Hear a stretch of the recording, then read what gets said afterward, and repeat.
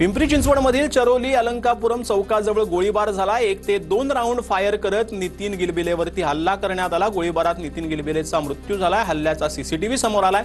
नितीन गिलबिलेचा सोबत असलेल्या मित्रांकडूनच गोळीबार करण्यात आलेला आहे। रत्नागिरीमधील भाजपा पदाधिकाऱ्यांची थेट मुख्यमंत्र्यांकडे तक्रार पाहायला मिळते। माजी आमदार सूर्यकांत दळवींकडून फडणवीसांना तक्रारीचं पत्र देण्यात आलंय। खेड नगर परिषदेतील जागा वाटप मान्य नसल्याची तक्रार करण्यात आली। गृहराज्यमंत्री योगेश कदम यांच्या कार्यपद्धतीवरही पत्रामध्ये नाराजी व्यक्त करण्यात आली। भाजपचे कार्यकर्ते आणि पदाधिकाऱ्यांचा राजीनामा देण्याचा इशारा जो आहे तो देण्यात आलाय।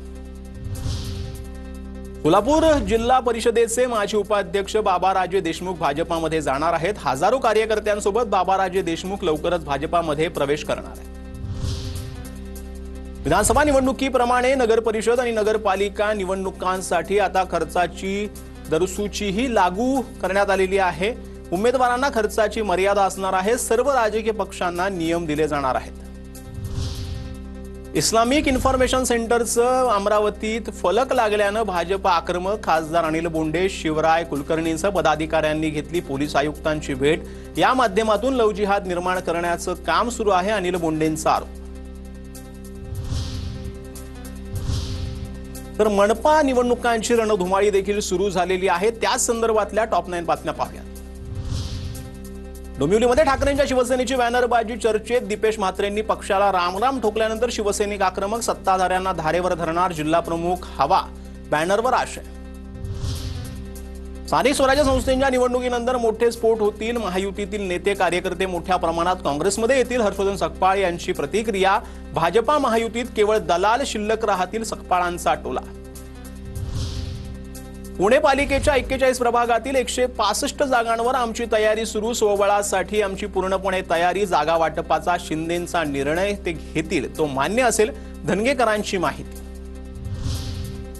ठाकरेंचा सेवक तोच मुंबईचा नगरसेवक। शिवसेना भवन येथे मनसेकडून बॅनरबाजी। आरक्षण सोडत जाहीर झाल्यानंतर बॅनरच्या माध्यमातून भाजपा शिंदेंच्या शिवसेनेला डिवचण्याचा प्रयत्न। एक संधी नव्या नेतृत्वाला। माजी महापौर किशोरी पेडणेकरांच्या प्रभागात बॅनरबाजी। शाखा प्रमुख गोपाळ खाडेंच्या पत्नींना उमेदवारी देण्याची मागणी। उमेदवारी निवडीबाबत उद्धव ठाकरेंसमोर नवं आव्हान। यंदाच्या महानगरपालिका निवडणुकीमध्ये काँग्रेस भाजपासह ठाकरेंच्या शिवसेनेकडून नवीन चेहऱ्यांना संधी। आरक्षण सोडतीत अनेक माजी पुरुष नगरसेवकांचे वॉर्ड महिला आरक्षित। पक्षांना महिला उमेदवार शोधण्याची वेळ। तर ठाकरे आणि शिवसेनेची माजी महापौर किशोरी पेडणेकर आणि श्रद्धा जाधव पुन्हा दिसणार निवडणुकीच्या रिंगणात। कितीही काही झालं तरी हा वॉर्ड सोडणार नाही, तेजस्वी घोसाळकरांचं वक्तव्य। आम्ही जे उमेदवार देऊ ते निवडून येतील। ओबीसी वॉर्ड झाल्यानं लोकांमध्ये नाराजी झाल्याची तेजस्वी घोसाळकर यांची प्रतिक्रिया। काँग्रेस पुणे महानगरपालिकेमध्ये एका कुटुंबातील एकालाच तिकीट देणार। काँग्रेस अध्यक्षांनी निर्णय घेतला असल्याची माहिती। महापालिका निवडणुकीची सोडत निघाल्यानंतर अनेक वॉर्डात उलटा पालट होणार। नगरसेवक निवडणूक लढवणार नसल्याचं शीतल म्हात्रेंकडून स्पष्ट करण्यात आलेलं आहे। वॉर्ड क्रमांक 7 मधून ज्याला तिकीट देणार त्याच्यासाठी काम करणार, शीतल म्हात्रेंनी ही प्रतिक्रिया दिली आहे।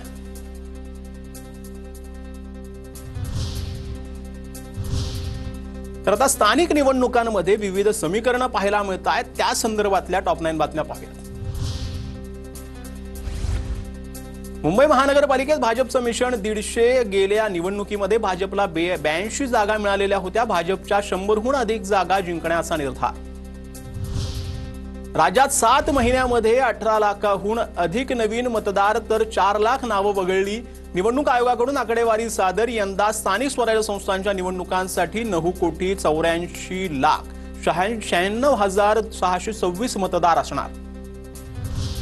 अमरनाथ नगर परिषदेसाठी शिवसेनेला भाजपाकडून युतीचा प्रस्ताव। शिवसेनेच्या वरिष्ठ सूत्रांची माहिती। 3.5 वर्ष शिवसेना आणि शेवटचं 1.5 वर्ष भाजपा अशी शिवसेनेची भूमिका असल्याची माहिती। पुढील चर्चा सुरू होणार, लवकरच निर्णय होण्याची शक्यता। स्वबळावर लढण्याचीही दोन्ही पक्षांची तयारी।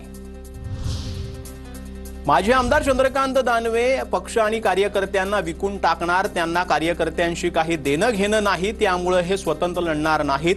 भाजपा आमदार संतोष दानवेंची चंद्रकांत दानवेंवर टीका।